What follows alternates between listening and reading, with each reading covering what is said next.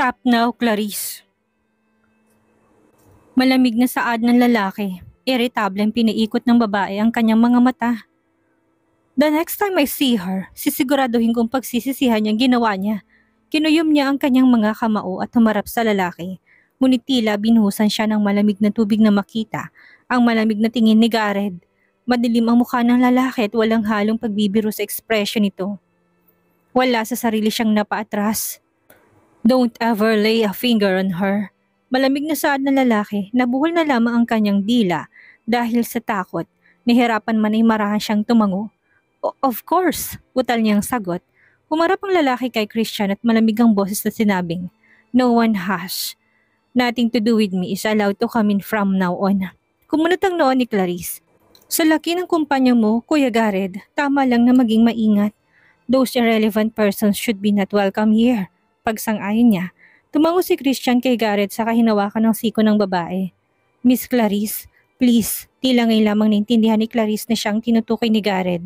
Sinubukan niya pang magreklamo, ngunit dalawang gwardyang lumapit para ihatid siya palabas ng kumpanya. Kahit ano pa mang pag-alburuto hindi siya hinayaang makawala ng mga gwardya. Mabuti na lamang at mayroong suting cream na medicine kit sa kumpanya kaya maagap na nalunasan ni Alexandra ang napasong balat. Kagat ang ibabang labi niya, pinagmasdan ng namumulang balat. Hindi ito mangyayari kung hindi niya pinatulan si Clarice. Pero kahit paano tila gumana man ang loob niya. Alam niyang ipagtanggol niya ang kanyang sarili. Ilang beses niyang sinubukang intindihin ng mga tao sa kanyang paligid. Pero may mga pagkakataon rin na marapat lang na ipagtanggol ang sarili sa mga nang-aapi. Pagkatapos niyang magpalit ng damit at magamot ang sarili ay bumalik siya sa pagtatrabaho. Naririnig niya ang pangilang bulungan pero hindi na lamang niya pinagtuunan ng pansin. Nang hapon ay masama pa rin ang loob ni Alexandra nang lumabas ng kumpanya. Tapos ng trabaho at isa siya sa mga empleyadong maagang uuwi. Sa exit ay naghihintay sa kanya si Christian. Nang makita siya nito ay mabilis na lumapit. Alexandra, pinapatawag ka ni Sir Gareth. May importante siyang sasabihin at pinapasama niya kayo sa akin. Tinignan niya ang lalaki at pagod na umiling. Masyadong mahabang kanyang araw ngayon at pagkatapos na nangyari wala siyang lakas para harapin ang lalaki. Kailangan ko na umalis, Christian. Hindi siya napigilan ng lalaki. Nang makasakay sa taxi, mabilis niyang sinabi ang pangalan ng ospital na pupuntahan. Mas lalong bumigat ang kanyang dibdib. Naalala niyang hiniling niya kagabi kay Gareth na samahan siya nitong bisitahin ng kanyang lola. Ngayon ay mag-isa siyang pupunta. At hindi na siya aasang sasamahan siya ni Gareth.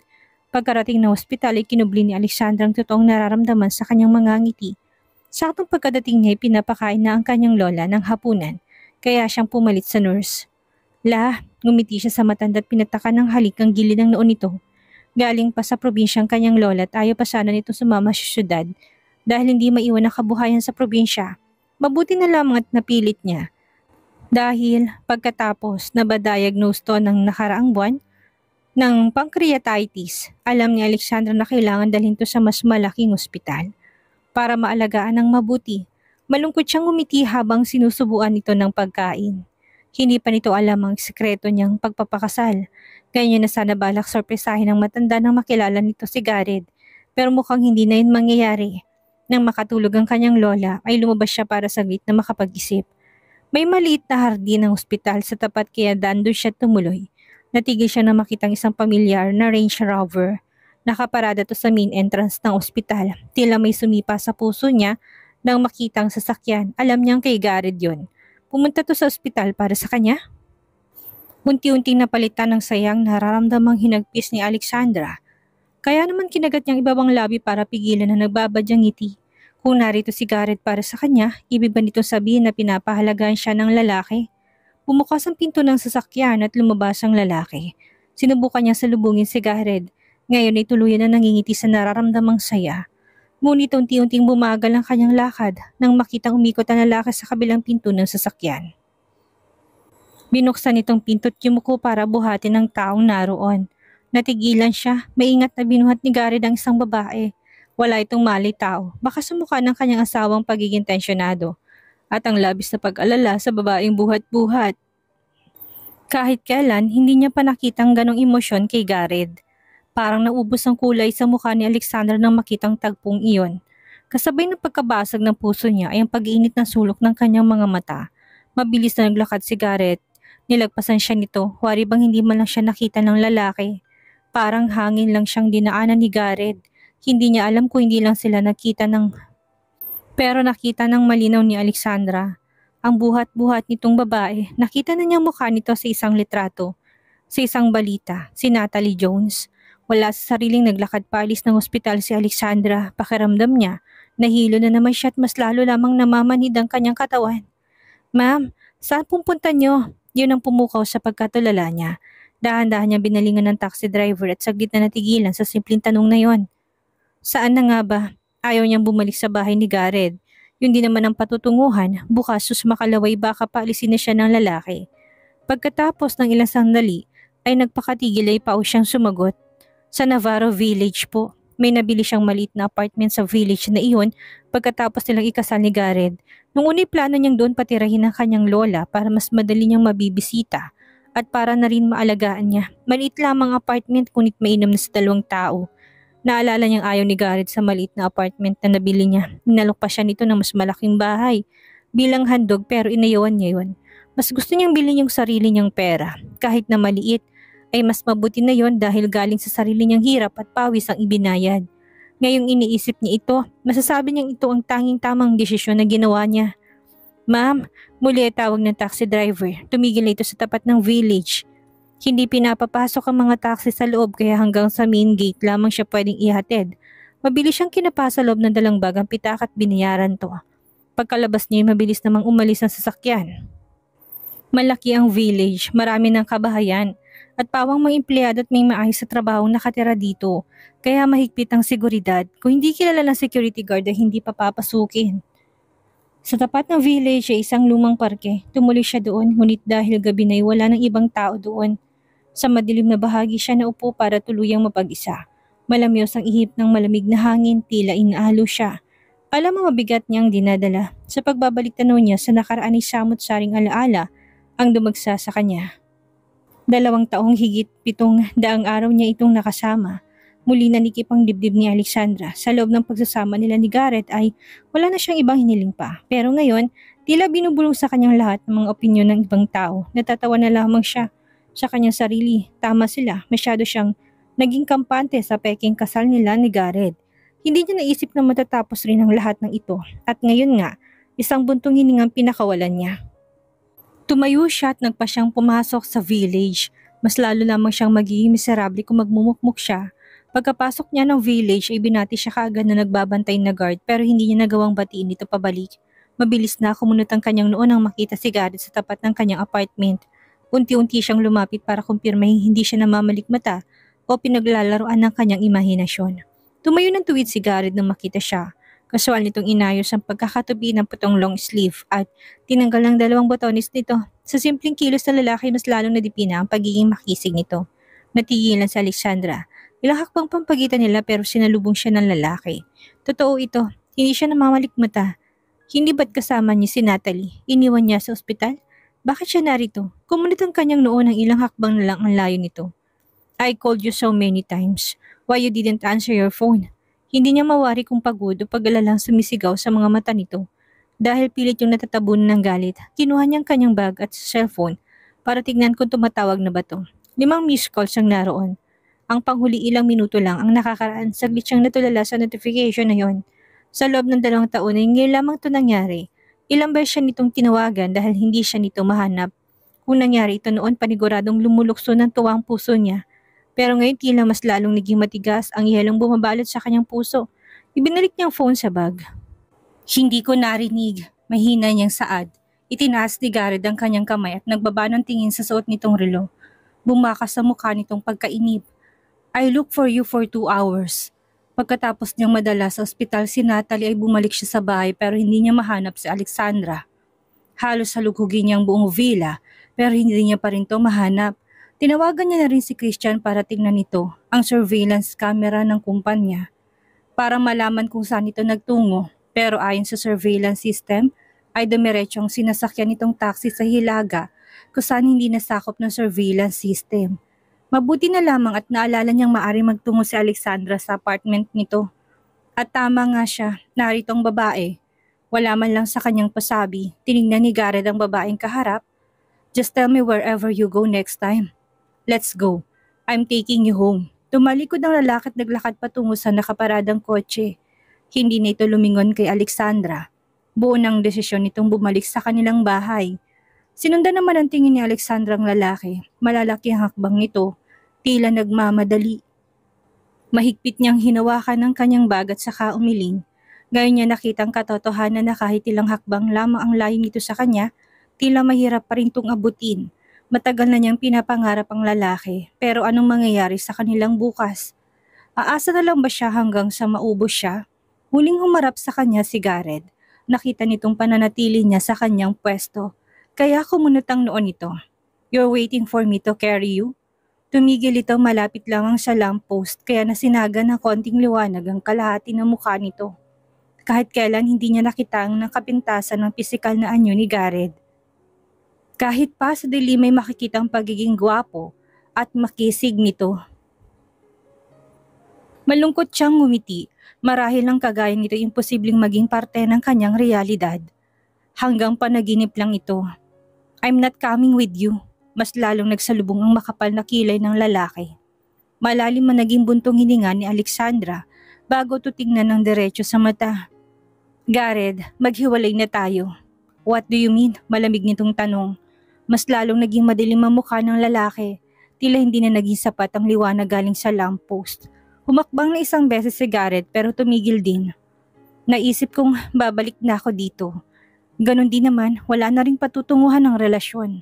Pinilit niyang ngumiti ngunit nabitin lamang yon, mas namayani ang kirot sa kanyang puso. Kung kanina'y basag ito, ngayon ay mas lalong naging pino. Relasyon? Kumunot ang noon ni Gareth. Pero nawala rin yun nang umangat ang sulok ng labi nito. "Ano ba si tingin mong relasyon natin, Alexandra?" Malamig nitong tanong. Napatitig siya sa lalaki, tilang kanyang paghingay bumagal dahil sa tanong nito. Tama, simula pa man naging malinaw si Gareth sa intensyon nito. Ang tanging namamagitan lamang sa kanila ay ang peking kasal na pinirmahan nila at labas ang totoo nilang nararamdaman. Maliban sa peking kasal ay wala na sa kanilang namamagitan. At para sa mga taong nakakilala sa kanila maliban sa trabaho, ay wala na silang relasyon. Kilala si Gareth ng lahat, lalo pat galing ito sa mayamang pamilya. Ang mga socialites ay palagi nakapalibot sa lalaki at marami rin ang naghahangad ditong babae. Ngayon ay pinapaalala nito sa kanya kung saan ang lugar niya. Mariing kinagat ni Alexandra ang kanyang labi. Ang pait sa kanyang lalamunan ay naglakbay sa kanyang tiyan at para itong asido na tumutunaw sa kanyang kalamnan. Marahan siyang tumango. "Tama ka, masyado lang pala ako nag-iisip. I go beyond my border." Napaiwas siya ng tingin dahil hindi niya matagalan ng titig ng lalaki. Malinaw na sa kanya ngayon ang lahat. "Gareth, salamat sa pagpunta, pero sana ito nang huli." Tinalikuran niyang lalaki bago pa man maglandas ang luha sa kanyang pisngi. Lihim niya yung pinalis at saka tumuloy sa pinto ng apartment. Ito ang tamang gawin, pero bakit nasasaktan pa rin siya? Siguro nga hindi madaling itapon na lang ang 10 taong ginugol niya para mahalin ng lalaki. Pero ganun talaga, kahit mahirap kailangan niyang gawin. Hindi niya nahahayaan na maging katatawanan ng buhay niya. Nang matapat siya sa pinto ay mabilis na lumiwanag ang senior light. Mas lalong nangliit ang mata ni Gareth nang makitang ginawa ni Alexandra. Nag-isang linya ang kanyang labi tila namuo ng tuluyan ng banyagang emosyon sa kanyang katawan. Mabilis siyang humakbang patungo sa babae at hinawakan ang braso nito. Pilit niyang pinapaharap si Alexandra, ngunit nang makitang namamasan itong mga mata, ay tila tinapunan ng tubig ang naag-alab niyang galit. Ito ang unang beses na nakita niya itong umiiyak.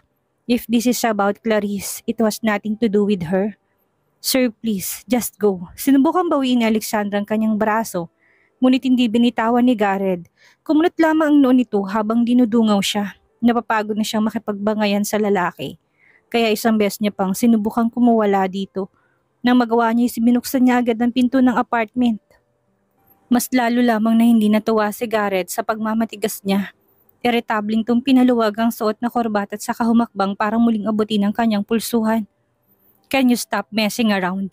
Sunod ay bumakas sa mukha nitong pagtataka. Mas lalo nagsalubong ang kilay nito. Mabilis nitong hilagay ang mga kamay sa balikat ni Alexandra at parasahan tong pinaharap. Umangat ang kamay nito at nilapat sa noo ng babae. Nasiguro niyang mataas ang lagnat nito. Baka siyang pagod at panghihina sa mukha nito. "Are you having a fever?" pagkasabi nun ni Garrett ay rumihistro pa lamang sa isip ni Alexandra. Ang matinding pagod. Nahihilo na naman siya dahilan para kamuntik na siyang mabuwal sa kinatatayuan. Mabuti't mabilis siyang naalalay ng lalaki. Hawak nitong kanyang magkabilang braso habang ang kanyang noo ay nakasandal sa dibdib nito. Kung hindi pa siya tuluyang niyakap ni Garrett, ay bibigay ng kanyang mga tuhod. Unti-unting bumaba ang mukha ni Garrett. Ilang pulgada na lamang ay magdidikit ng kanilang labi. Ngunit sinilip lamang siya nito. Alexandra, mas lalong bumagal ang pagproseso ni Alexandra sa mga nangyayari. Saglit siyang napapikit para kalmahin ang sarili.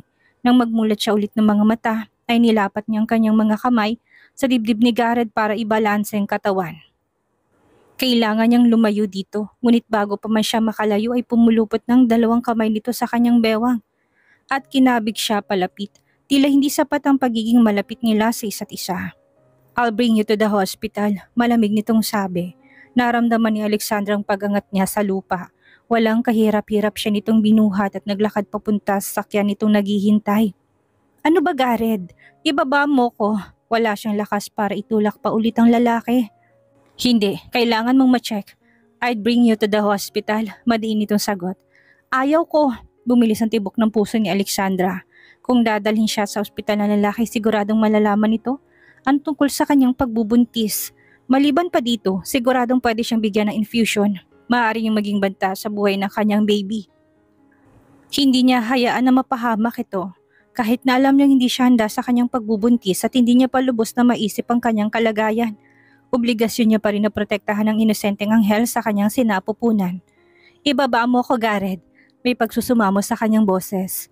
Sinubukan niya magpumiglas pero hindi pa rin nagpatinag ang lalaki. Mas malakas ito kumpara sa kanya at ang mga bisig nito ay mahigpit ang pagkakahawak sa kanya. If you are sick, you have to see a doctor.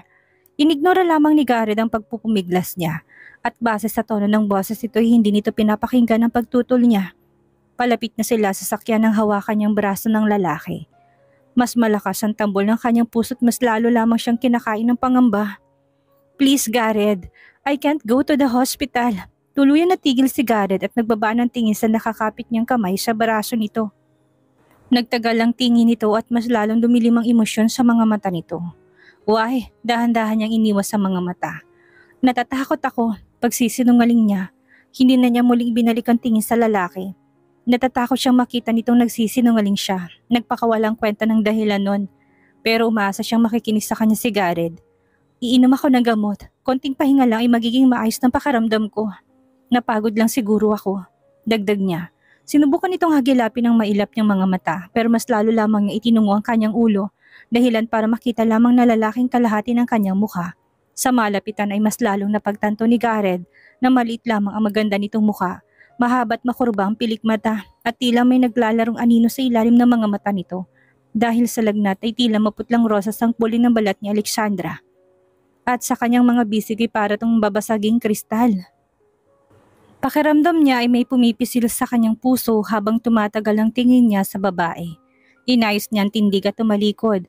Buhat-buhat niya pa rin si Alexandra na malakad siya pabalik sa maliit nitong apartment. Madali niya nabuksan ang pinto at mabilis na nakarating sa isang maliit na pinto. Yun ang nag-iisang kwarto sa apartment nito. Pakiramdam ni Alexandra ay napakagaan niya. Walang kahirap-hirap si Garrett sa pagbuhat sa kanya. Napaawang ang kanyang labi nang maingat siya nitong ibinaba sa kama. Ang malambot na kamay tila nakakahalina. Sa wakas nakapagpahinga ng kanyang katawan. Kanina lamang ay namamawis na siya dahil sa kaba. Kaya naman nanlalagkit na siya. Maging ang kanyang buhok ay basa na. Ngayon ang tanging nais niya lang ay maligo bago tuluyang matulog. Ayos na ako, aniya. Tinignan niyang lalaki tinintay na tuluyan na itong umalis.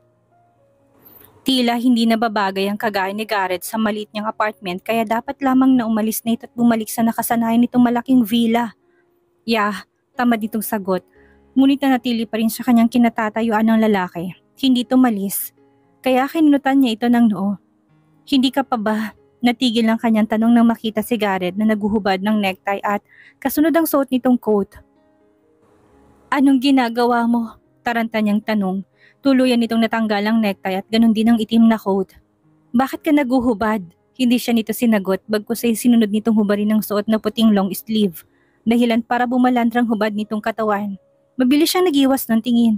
Muling bumilis ang tibok ng kanyang puso kahit hindi niya sulyupan ang tingin si Gareth. Alam niyang nakatitig ito sa kanya. Tila napapaso siya sa mga tingin nito. Kung tingnan siya ng lalaki parang wala na siyang saplot. Hindi magandang pakaramdam ko, Gareth. Nanginginig pang kanyang labi ng bigkasin iyon. Ngunit alam niyang gusto niyang ipahiwatig sa lalaki tapos na niyang pagsilbihan to. Maliban pa sa katotohanan na alam niyang kailangan na niyang hiwalayan ng lalaki. Kaya wala nang dapat sa kanilang mangyari. Napatitig lalo si Gareth sa babae. May naglalarong emosyon sa mga mata nito dahilan para ipikit niya yung saglit. Nang magmulat na ng matay bahagyang humilig palapit kay Alexandra. Tinukod nitong isang kamay sa gilid ng kama at saka lumapit sa tenga ng babae para bumulong. Sandra, I'm not that ruthless. Mapanglarong tono ng boses ito sa pandinig ni Alexandra. Tuminding ka kanyang balahibo dahil sa pagtawag nito sa kanyang na Sandra. Binibigas lamang yun ng lalaki sa mga pagkakataong nagtatalik sila. Mas lalo lamang yun. Namulang kanyang muka. Nang makita yun ni Gareth ay napailing na lamang. Ngunit may sinusupil lang ngiti. Tumayong lalaki at saka tuluyang pumasok sa banyo. Lalo lamang kinain ng kahihiyan si Alexandra ng matantong gagawin ng lalaki. Masyado lang siyang nag-iisip ng kung ano-ano. Nahilot niyang kanyang sentido at napailing sa sariling katangahan. Pagkaraan ay lumabas si Gareth, tinagilid ang ulo at pinagmasdan si Alexandra.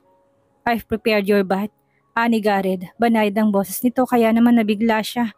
Hindi siya sanay na ganun siya kausapin ni Gareth. Dati pa man ay talagang malinis na si Alexandra sa katawan. Hindi niya kayang tiisin na malagkit ang kanyang pakaramdam dahil sa pawis. Ngayon nga'y gusto niyang ibabad ang sarili sa malamig na tubig. Mabilis siyang tumayo pero dahil sa pagiging agresibo ay muli siyang nakaramdam ng pagkahilo. Dahilan para mawalan siya ng balanse. Mabuti na lamang at mabilis na nahawakan ni Gareth ang kanyang bewang at maingat siyang sinuportahan.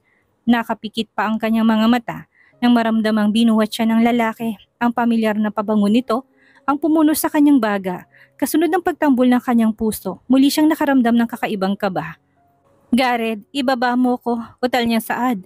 Ibinaba nga siya ng lalaki sa bathtub. Pagkatapos ay inabot nitong botones ng kanyang suot na damit. Ang mga kilos dito ay nagpakapamilyar at ang ekspresyon sa mukha nito ay misteryoso. Ang mga daliri nito ay malambing dahilan para manginig siya sa bawat nitong haplos. Mabilis siyang hinawakan ng kwelyo ng kanyang damit. Namumulang kanyang mukha at sa mababang boses ay sinaway ang lalaki.